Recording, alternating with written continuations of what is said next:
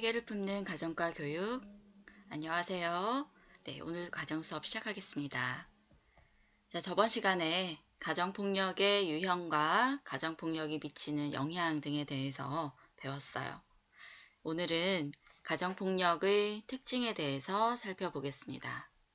교과서 준비해 주세요.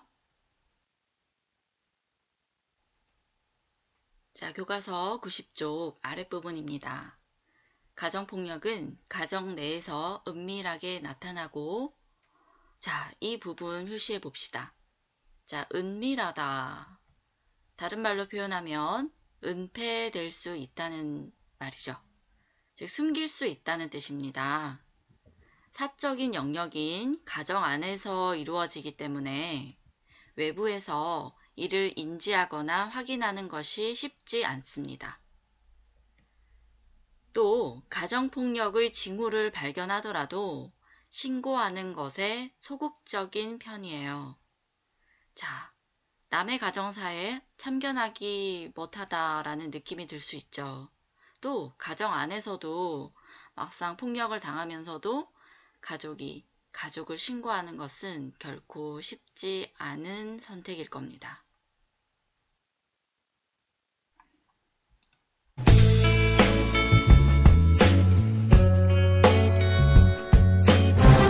뭐야 이씨, 이놈의 옆에 내가 감히 어디서 말댔구야 이씨. 아빠 제발 엄마한테 그러지 마요. 이 자식이 때리지 마요. 제발 누가 좀 도와줘야. 이와 같은 가정폭력의 경우 가정 내에서 이루어지는 폭력이기에 외부로의 노출 빈도가 낮아 신고가 잘 이루어지지 않는 암수 범죄라는 것이 특징입니다. 가정폭력 발생 시 참고 견디는 것이 답이 아닙니다. 적극적인 신고로 가정폭력 근절에 힘써야 합니다. 저희 경찰은 신고가 들어오면 신속히 현장에 출동합니다. 기존에 신고가 들어왔던 가정에는 주기적으로 재방문하여 상담 및 가정폭력 예방 교육을 실시하고 전화로 안부를 수시로 체크합니다. 경찰관은 가정폭력 피해자를 보호하기 위해 가해자의 접근 금지, 전화 등 통신 제한, 가정에서 퇴거 명령 등의 임시 조치를 취하고 있습니다. 가정폭력 더 이상 방치되어서는 안 됩니다. 경기 경찰이 가정폭력 근절에 앞장서겠습니다.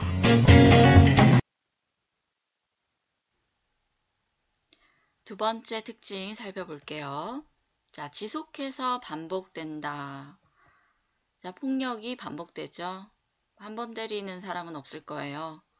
어떤 생활 습관이나 가족 간의 관계는 누적되어 온 형태이기 때문에 폭력이 이루어지는 가정 안에서 가해자, 피해자 모두 원래 이렇게 때리고 맞고 사는 게 원래 그렇지 하고 폭력 감수성 자체가 서로가 잘 인지하지 못하는 상태가 됩니다. 회초리로, 파리채로 낚싯대 오는 게 약간 슬로우 모션처럼 이렇게 보이거든요. 등짝 스매싱이랑 꿀밤 같은 거는 꿀밤 정도까지는 뭐 10살짜리 아이를 기르는 그 양육자인 거예요. 이 아이가 자꾸 거짓말을 해요. 그래서 이 아이를 고쳐야 된다 이런 마음이 든 거예요. 이거는 내가 할 수 있다. 이거는 좀 심했다. 라고 이렇게 기준을 잡아가지고 분류를 해주시면 됩니다. 꿀밤은 괜찮을 것 같고 외출 금지는 할 수 있을 것 같아요. 외출 금지는 할 수 있을 것 같고 핸드폰 압수도 할 수 있을 것 같고 꿀밤을 때린다는 그렇게 막 심한 폭력은 아니라고 생각을 했거든요.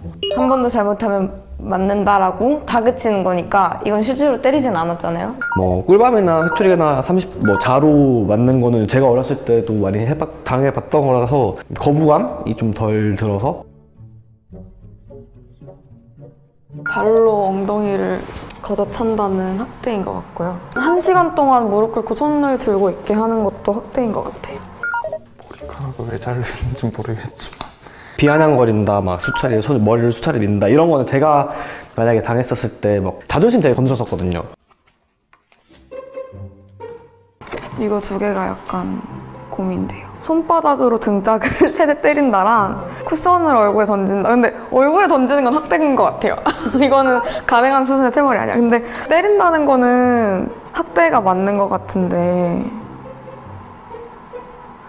사실 저는 이렇게 물건을 던지는 거를 싫어해서 아무리 쿠션이라도 일단은 자신의 힘을 과시를 하는 거잖아요. 꿀밤을 때리는 거랑 쿠션을 던지는 거랑 어떤 차이가 있을까요?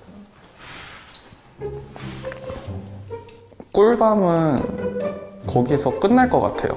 하는 걸로 끝날 것 같은데 쿠션은 이 물건이 다른 물건으로 변할 수도 있고 화가 차오를수록 꿀밤을 더 세게 때린다거나 꿀밤을 더 세게 때리면 주먹이 나가는 건데 그냥 가벼운 꿀밤 정도로 생각을 해서 이렇게 놨는데 더 세게 때릴 거면 얘도 여기로 가야죠. 등짝 스매싱이랑 꿀밤 같은 거는 꿀밤이나 그렇게 되면 이것도 좀 잘못된 것 같긴 한데 이런 거는 그 친구한테 그러니까 그 친구가 잘못을 어느 정도는 인정을 할 수 있고 그 정도가 체벌인 것 같은데 예를 들어 계속 수차를 미는 거는 그 머리를 미는 행위가 그 친구를 위해서가 아니라 자기의 감정이 되게 많이 이입이 된 것 같은 느낌이 들거든요. 가해자의 감정 혹은 가해자의 무언가가 더 들어갔을 때는 좀 더 학대에 가까운 것 같아요. 그러면 여기 체벌로 나눈 4가지에는 네. 여기 안 들어가 있어요?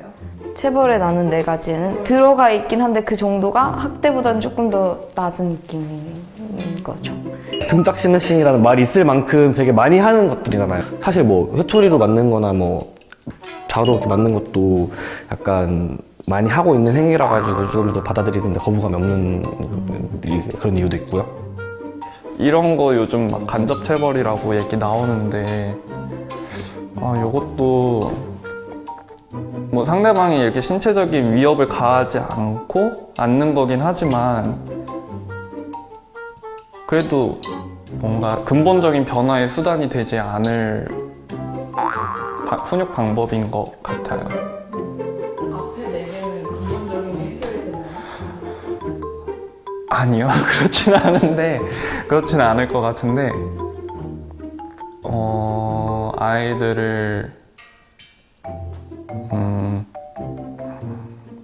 그냥 다 옮겨도 되나요? 근본적인 해결 방법이 안 될 것 같은데?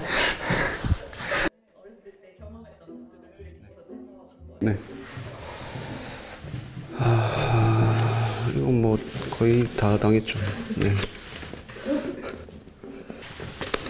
다네요.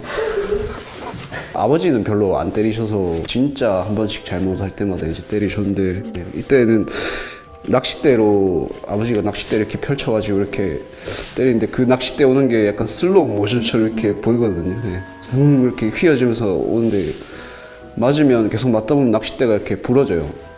부러지면서 그 잔 나무 가지들이 막 이렇게 살에 박히는데 어머니는 잘 체벌을 안 하셨고 아버지가 이제 주로 체벌을 하셨는데 엄마가 저랑 그 대화로 싸우다가 이게 해결이 안 되면 하소연을 하는 거죠. 사실 엄마도 이걸 어디다 말할 데가 없잖아요. 그래서 아빠한테 오늘 채영이랑 이런 이유로 싸워서 너무 속상하다 이렇게 연락을 하면 아빠가 달려와서 너 어떻게 엄마한테 그럴 수 있어? 하면서 체벌을 행사하시는 아빠가 체벌을 하려고 오시면 말렸어요, 아빠를. 엄마가 자꾸 말리니까 저를 방으로 듣고 들어가서 문을 걸어 잠그고 저를 체벌하셨거든요.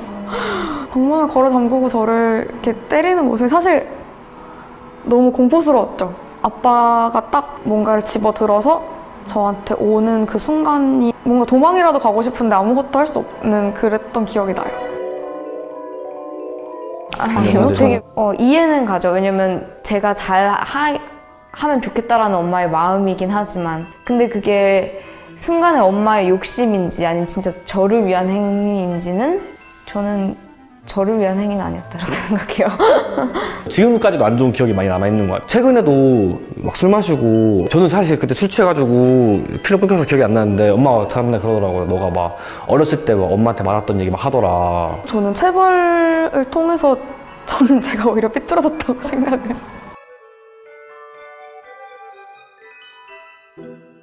용납할 수 없죠. 회사에서 이거는 너무 말이 안 될 것 같고요.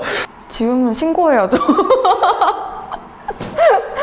저 신고할 것 같아요. 이거는 사실 폭력이잖아요. 아이는 소유물이라고 생각을 하는 것 같아요. 그 아이를 출산한 것에 대한 책임감에 더불어 내가 이 아이를 올바르게 자라게 해야 되는데 라는 그 의무감이 약간 왜곡돼서 저희 엄마도 부모와 자식 간에는 뭔가 논리적으로 설명할 수 없는 뭔가 위계가 있다 이런 말을 하셨는데 어쨌든 평등하게 생각을 안 하는 것 같아요.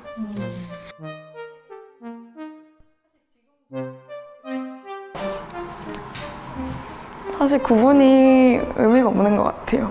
체벌과 학대의 경계선이 있을까요? 그걸 누가 정하는 거며 이거는 제가 행사한다고 했을 때를 가정한 거잖아요. 근데 사실 당하는 사람 입장에서는 체벌과 학대 사이에 있는 구분선이 없을 것 같다는 생각이 들어요. 아니 되게 모호해요. 그리고 무엇보다도 좀 드는 건 둘 다 그 거짓말을 한다는 행위에 해결책이 되는 것 같지 않아요? 저는 그냥 폭력이 들어가면 다 학대라고 생각하는 게 사회에 나가서 폭력을 쓰게 되면은 다 범죄잖아요. 그런데 그게 집에서 일어났다고 하고 그 가족 안에서 이루어졌다고 해가지고 묵인되는 거는 아닌 것 같아요. 그 가뜩이나 밖에서는 그냥 친구끼리 싸워도 뭐 학폭위가 열리는데 집에서는 성인이 미성년자한테 그런 폭력을 썼는데 학대가 아닌 거는 아닌 것 같아요.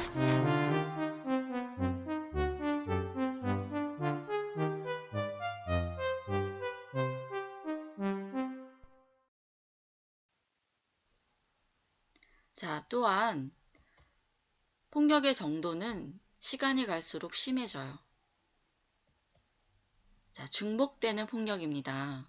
폭력의 대상이 처음에는 배우자였다가 자녀가 태어나면 그 다음에 자녀, 그리고 심지어 부모에게까지, 늙은 노부모에게까지 대상이 점차 심해지고 확대돼요.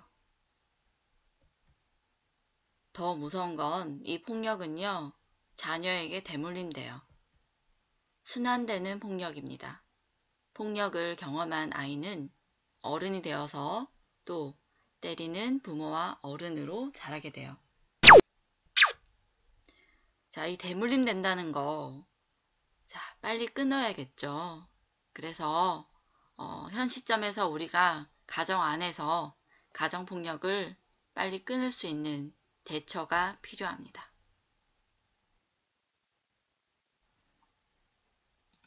아이들은 꽃으로도 때리지 마라는 말이 있죠. 그만큼 연약하고 상처 입기 쉬운 존재라는 뜻일 텐데요. 자녀를 학대하는 부모 상당수가 자신도 어릴 때 학대받은 경험이 있다는 겁니다. 조동찬 의학 전문 기자가 이 악순환의 의학적 메커니즘을 설명해 드립니다. 지난해 국내에서 만 27명의 어린이가 학대를 받은 것으로 확인됐고 이 가운데 17명은 목숨을 잃었습니다. 가해자의 77%는 친아버지, 친어머니였습니다. 미국 연구에서 아동학대 범죄자의 80%는 본인도 어렸을 때 학대 피해자였던 것으로 나타났습니다. 아동학대는 아이가 폭력을 배우는 계기가 되기 때문입니다. 부모는 아이에게 가장 익숙한 존재라서 아이는 폭력조차 친숙하게 받아들입니다. 이런 특징은 아이가 어릴수록 학대가 반복될수록 강화됩니다. 학대가 익숙해지면 자녀의 무의식 속에 학대가 정상적인 행위로 각인될 수 있습니다. 자신이 부모가 돼 아이를 때릴 때도 잘못을 못 느끼는 겁니다. 자기가 자기 아이와 맺는 애착의 유형과 본인 스스로가 자기 부모님과 맺었던 애착의 유형이 한 70% 이상 일치하는 걸로, 부정적인 경험을 했던 사람이 부정적인 현재 애착을 맺는 것과 더 일치율이 높은 걸로 되어 있어요. 미국 연구에서 친부모의 학대도 철저하게 처벌할수록 줄어드는 것으로 나타났습니다. 자녀를 학대한 국내 친부모 처벌률은 0.63%입니다. 미국 처벌률 8.8%에 10분의 1도 못 미칩니다. 동양적인 정서 때문입니다. 하지만 아이는 꽃으로도 때려서는 안 되는 존재입니다. SBS 조동찬입니다. 순환되는 폭력입니다. 이 그림 기억나나요? 지난번에 아동학대 가정폭력 설명할 때 한번 보여줬었죠. 자, 그림에 5명의 사람인 것 같지만 이 그림이 의미하는 건 아버지가 아들을 때리면 아들은 커서 폭력을 배워요. 본인이 힘들었던 과거의 학대 경험을 내면화시켜서 문제 해결을 할 때 아버지처럼 폭력으로 해결하는 방법을 배우게 되죠.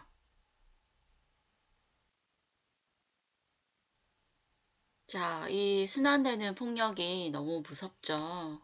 폭력이 대물림 된다는 거. 자, 우리 끊어야 돼요. 우리부터 끊어야 합니다.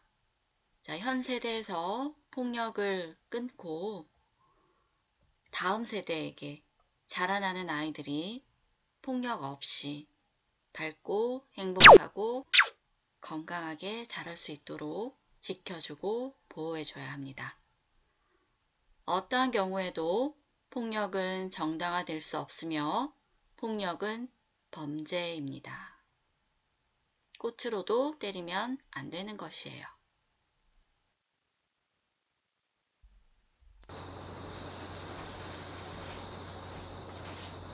짜잔! 우리 덕성이 생일 축하한다.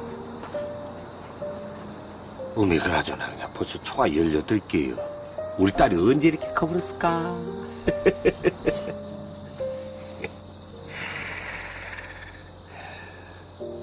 아빠 엄마가 미안하다. 잘 몰라서 그래.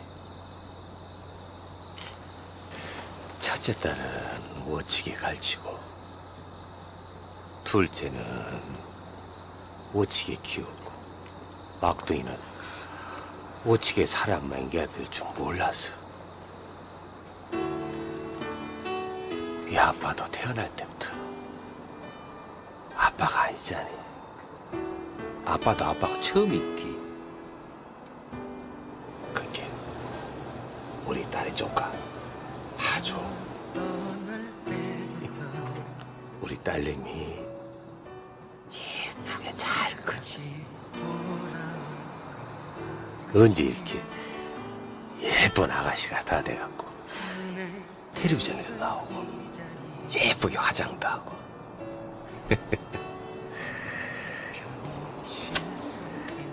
그나저나 우리 덕선이 시집갈 보면 아버지 서러워서 어떻게 살까? 나 시집 안 갈 건데? 얘기 그런 소리 하는 것 아니야. 자, 우리 여보 촉 붙이고 생일 축하하자. 어? 자, 아따 이쁘네. 자, 덕선아 생일 축하한다. 자,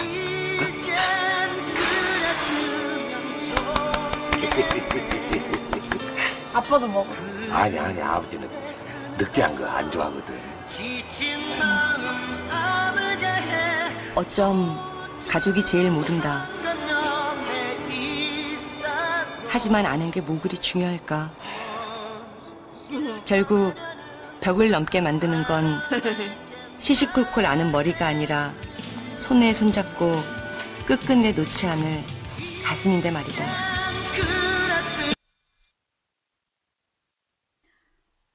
자, 도서 부모님 탐구 영역에 대한 책에서 어떤 분이 이렇게 리뷰를 남겨주셨는데요.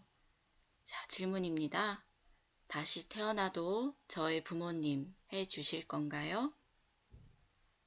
부모님 답변이네요. 그렇다. 다음에는 부모 연습해서 실수 없이 다정하고 바람직한 부모가 되고 싶다. 자, 여러분 부모님들도 그렇고 세상 모든 부모님들은 자식을 사랑하시죠. 일부 있어서는 안 되는 그런 가정폭력이나 아동학대나 이런 부분을 제외하고 말이죠. 자, 그런데 그 영역의 경계선이 어디일까요? 어떤 부분은 학대이고 어떤 부분은 사랑의 학대라고 할 수 있을까요? 자, 우리 그래서 공부하는 거예요. 자, 어떤 경우에도 회초리나 매를 들어서는 안 되는 거예요. 하지만 부모님도 부모 교육을 받았던 적이 없으시기 때문에 어떻게 해야 할지 몰라서, 부모도 사람이니까 그렇게 실수를 하실 때도 있죠. 자, 그런데 여러분, 우리는 이제 달라져야겠죠? 네. 자, 이 다음에 정말 좋은 부모가 되기 위해서 어떻게 하면 좋을지 살펴봅시다. 예전 동아일보 2010년 기사입니다. 부모도 자격증이 필요하다. 성장 과정에서 부모로부터 잠재 능력을 인정받은 아이는 자아 존중감이 높아집니다. 다른 사람과의 관계에서도 긍정적인 사람으로 성장하며 생애 초기에 부모로부터 어떤 양육을 받았는지에 따라서 아이가 다르게 자랄 수 있겠죠. 자, 좋은 부모가 되기 위한 준비는 매우 부족한 현실입니다. 자신의 부모 양육 방식을 답습하거나 따라하거나 라는 뜻입니다. 간접 경험을 통해서 그대로 실현을 하죠. 자, 부모가 되기 전 학교와 가정에서부터 부모됨의 교육이 매우 중요합니다. 예비 부모 시기부터 부모됨의 준비를 시작해야 합니다. 두 번째 기사입니다. 자, 좋은 부모 버릇 평생 가도록 고교 때부터 교육. 자, 2016년에 동아일보 기사인데요. 자, 생애 주기별 그물망 부모 교육을 도입한다는 내용입니다. 자, 먼저 고등학생 때입니다. 고등학생 때 예비 부모 교육을 필수로 할 것, 교과 과정에 부모 교육을 반영할 것. 주로 가정 수업 시간에 이 내용을 다루겠죠? 자, 그리고 대학생이 되었을 때, 자, 교양 과목에 부모 교육을 확대시키고, 군인으로서 이제 군대에서 자, 국방일보와 국방TV에 부모 되기에 대한 내용을 반영. 자, 다음 부모가 된 후입니다. 산부인과 산후조리원 교육 프로그램에 부모 교육 과정을 개설 운영하고, 영유아기 때 보육료와 양육수당 신청할 때 부모 교육을 필수 신청을 해야 신청할 수 있도록 그렇게 하고 있고, 자, 학교 다닐 때 학령기 자녀를 둔 학교에서 학부모를 대상으로 상담 주간을 활용해 교육을 하고 있어요. 지금 학교에서도 하고 있습니다. 볼까요? 네, 올해는 코로나로 인해서 이렇게 직접적인 대면 교육은 하기 어렵고요. 2019년도 교육입니다. 좋은 부모 되기 프로젝트. 네, 9월 3일에 했었네요. 자, 윤우상 전문의의 엄마 심리 수업. 네, 이렇게 학령기 대상의 자녀를 둔 부모를 대상으로 각 시도, 교육청 등에서 이렇게 실시하고 있어요. 영상으로 한 번 더 정리하겠습니다. 예, 그동안 아동학대 실태 점검에 힘썼던 정부가 이번에는 아동학대를 아예 뿌리 뽑겠다며 팔을 걷어붙였습니다. 유치원 때부터 자녀를 낳은 뒤까지 생애 주기별로 부모 교육을 강화해서 아동학대에 대한 경각심을 일깨우겠다는 방침입니다. 최하영 기자입니다. 친아빠의 학대를 견디다 못해 맨발로 탈출한 11세 여아부터 친엄마의 욕조학대로 숨을 거둔 뒤 차디찬 땅에 묻힌 4세 앞모양까지 학대라는 그늘에 가려진 아이들은 매년 늘어나는 추세입니다. 지난 2006년 5천여 명에 달했던 학대 피해 아동은 지난해 만여 명을 훌쩍 넘어섰습니다. 눈에 넣어도 안 아플 내 자식일 텐데 학대 가해자의 80%는 다름 아닌 부모였습니다. 이에 따라 정부가 아동학대 예방을 위해 부모 교육을 강화하기로 했습니다. 생애 주기별로 부모의 역할을 가르치겠다는 겁니다. 초중고 학생 시절부터 대학, 군대, 결혼식까지 지속적으로 부모의 역할을 학습하도록 지원하고 임신 출산기에는 보건소, 병의원, 산후조리원 등과 연계하여 유치원 때부터 초중 고교 때까지 학기마다 아동의 권리와 학대 예방 교육을 하고 대학에선 교양 과목, 군대에선 정훈 교육으로 아동학대에 대한 경각심을 일깨운다는 방침입니다. 자녀를 낳은 뒤라면 입학 설명회나 학부모 상담 때 교육을 받게 됩니다. 아울러 현재 진행하고 있는 장기 결석 아동이나 의료 기록이 없는 영유아에 대한 점검도 체계적 제도로 정착시키기로 했습니다. 정부는 시범 운영 기간을 거친 뒤 내년까지 선진국 수준의 아동학대 대응 시스템 구축을 완료한다는 계획입니다. YTN 최하영. 네, 오늘 학습 내용 우리 가정폭력의 특징 4가지 배웠었죠. 자, 그리고 다음 시간에는 가정폭력의 대처와 지원 방안에 대해서 살펴보겠습니다. 네, 수고하셨습니다.